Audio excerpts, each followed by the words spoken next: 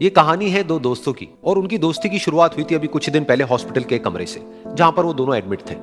तो दोनों में से जो एक था उसको अभी कुछ ही दिन पहले एक पैरालिसिस का अटैक आया था, जिसकी वजह से गर्दन के नीचे की उसकी पूरी बॉडी पैरालाइज हो गई थी और वो अपनी एक उंगली तक नहीं हिला सकता था।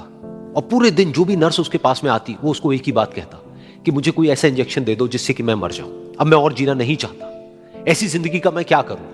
तो उसका जो दोस्त था उस कमरे में, क्योंकि वो चल फिर सकता था, तो रोज सुबह और रोज शाम को उस कमरे में एक खिड़की थी, उसके पास में जाकर के खड़ा हो जाता और अपने दोस्त को बताता कि उस खिड़की के बाहर क्या चल रहा है।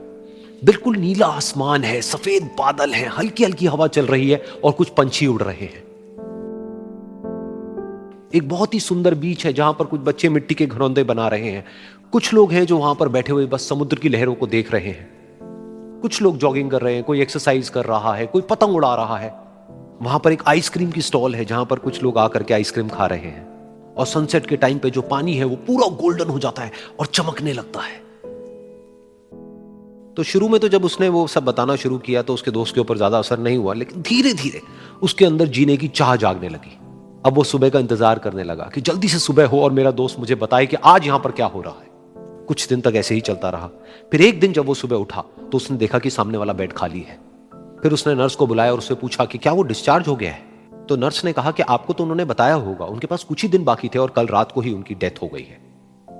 ये सुन करके उसके अंदर की उम्मीद पूरी तरह से टूट गई, क्योंकि सिर्फ उसका दोस्त ही था जिसने उसको बाहर की दुनिया से जोड़ा हुआ था, जिसकी वजह से वो जान पाता था कि बाहर क्या हो रहा है और ये दुनिया कितनी खूबसूरत है।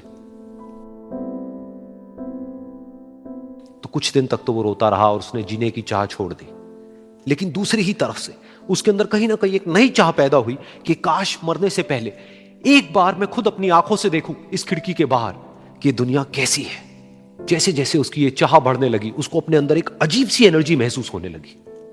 और फिर एक दिन उसने अपनी पूरी ताकत लगा दी और किसी तरीके से वो बेड से नीचे गिरा और पकड़ पकड़ करके किसी तरह से उस खिड़की तक पहुंचा। फिर उस खिड़की को पकड़ करके वो खड़ा हुआ और खिड़की के बाहर देख लिया।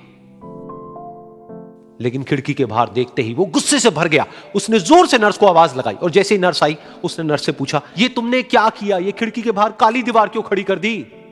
तो नर्स को समझ नहीं आया वो क्या बोल रहा है और वो बोली कि मुझे 5 साल हो गए हैं यहां पर, जब से मैं आई हूं तब से तो ये काली दीवार यहां पर है। तब जाकर के उसको समझ आया कि उसका वो दोस्त उससे झूठ बोल रहा था। और उसने नर्स से पूछा, अगर ये काली दीवार पिछले 5 साल से यहां पर है तो मेरे दोस्त ने मुझसे झूठ क्यों कहा। तो नर्स थोड़ा सा मुस्कुराई और बोली कि मैं ये तो नहीं जानती कि उन्होंने आपसे झूठ क्यों कहा, लेकिन मैं इतना जरूर जानती हूं कि जो भी कुछ उन्होंने आपसे कहा उसी वजह से आप अभी अपने पैरों पर खड़े हैं। तो इस कहानी से हमको यह सीखने को मिलता है कि जो हमारे शब्द हैं, जो हमारे वर्ड्स हैं, जो हम अपने मुंह से बाहर निकालते हैं, उसमें इतनी पावर है जिसकी कोई हद नहीं है।